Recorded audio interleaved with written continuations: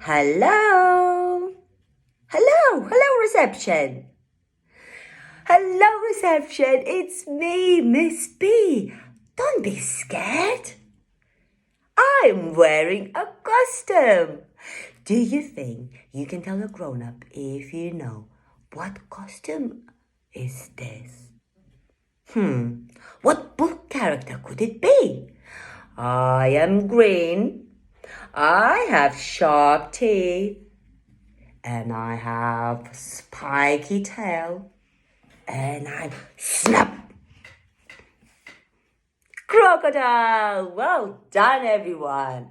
So today, it's a very special day. Today, it's a World Book Day. And we are going to read a very special, one of my favorite books ever. You ready? Come on this journey. The Barnabas Project. Look at this weird animal. Barnabas lived in a secret lab. Lab? What is lab? Lab is the place where people do science, lots of different experiments. So Barnabas lived in a secret lab. He was half mouse and half elephant. And he had lived in a lab as long as he could remember. The lab was hidden beneath perfect beds on a perfectly ordinary street, just under there. It was deep underground where no one would ever find it. Can you tell your grown-up? What do you think it's like to live underground? Is it dark? Is it warm? The lab was where they made perfect beds. Except Barnabas wasn't quite perfect. He had been put in a part of the lab called failed projects. Why do you think they called failed projects? Look at them all. His home was rather small, but that just meant it was easier to keep tidy. Their green rubber suits always fed Barnabas' favorite food, which was cheese and peanuts. And yet, he sometimes wondered about the world outside of his little bell jar.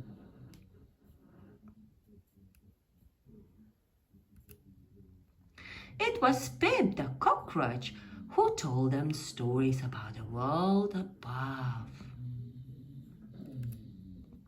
Stories about sparkling silver lake, green trees and mountains that reach all the way to the sky, lit with their own stars. Maybe someday I'll sit on the grass and look at the stars, said Barnabas. And when he closed his eyes, he almost could. Impossible, said Pip. Nothing is impossible, said Barnabas. But secretly, he worried his friend might be right.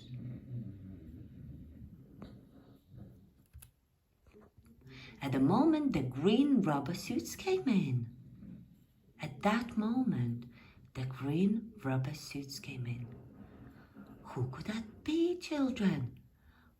Who are those green rubber suits? They turned on the lights and checked each bell jar one by one. They made strange noises and each to each other. They peered and they poked. They peeked and they prodded.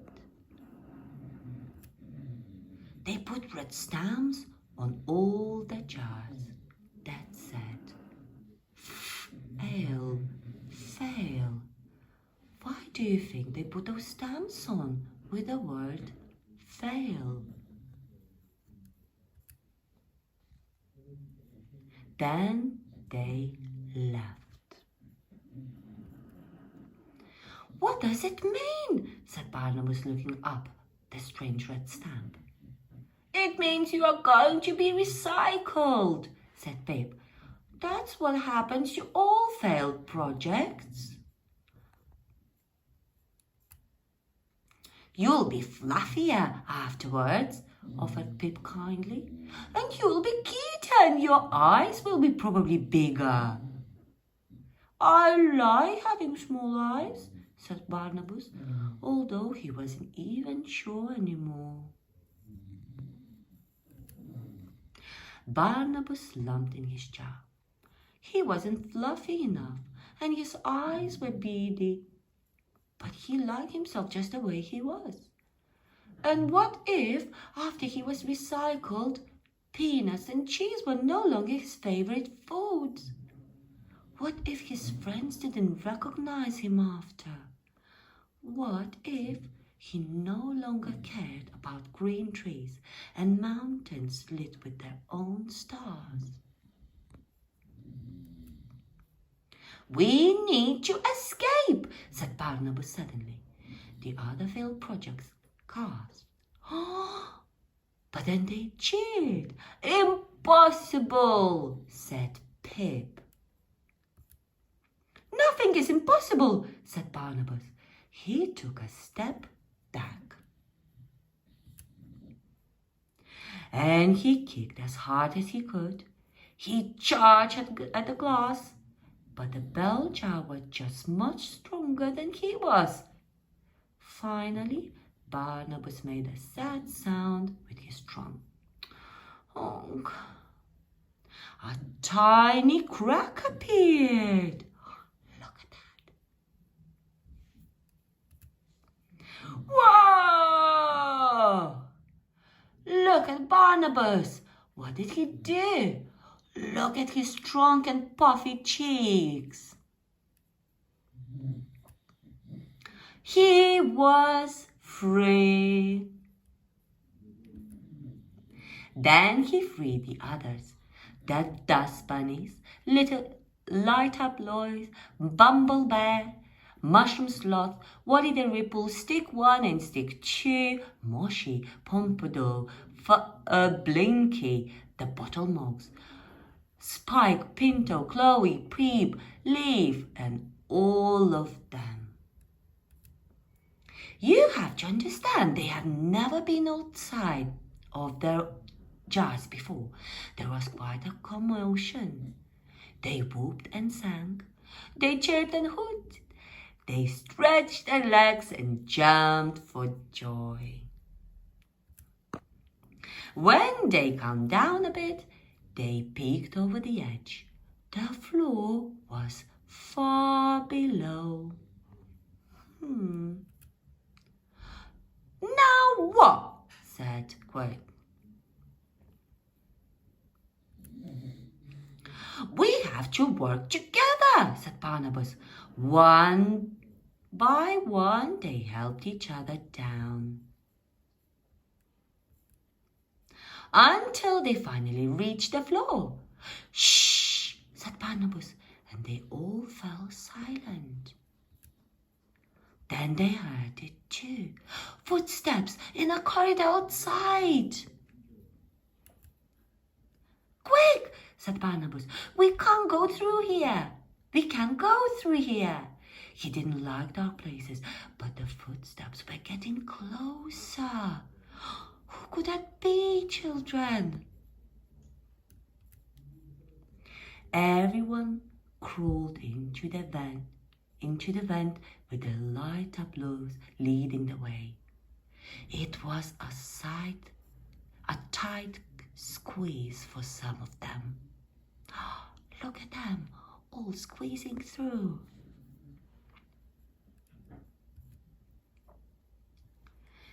The vent led into the most secret part of the secret lab. They all looked up. What do they see? And what could that be? We need to run, cried Pip. But Barnabas couldn't run.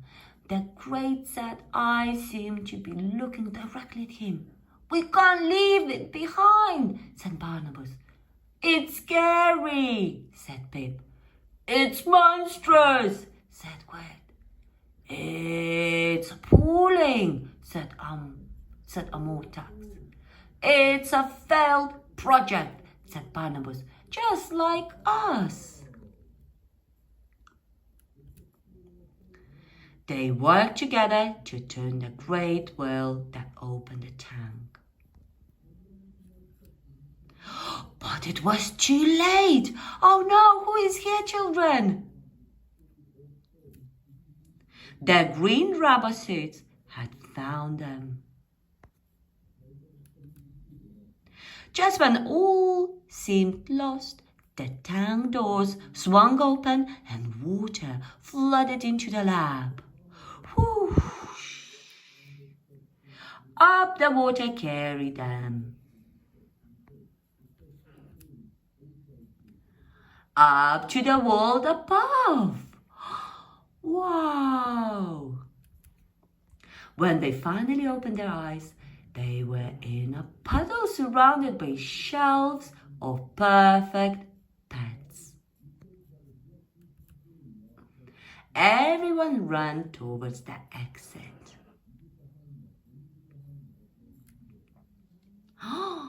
Barnabas stopped. It was almost like looking in a mirror, except Barnabas' eyes were bigger and his fur was like candy floss. He was perfect. Barnabas, Pip called from the front of the shop. Look, it's the outside world. Barnabas ran to join his friends. He might not be perfect, but he was free. The world was much bigger than Barnabas and his friends ever could have imagined. And just like Pip said, there were mountains that reached to the sky, lit with their own stars. You were right, said Pip. Nothing is impossible.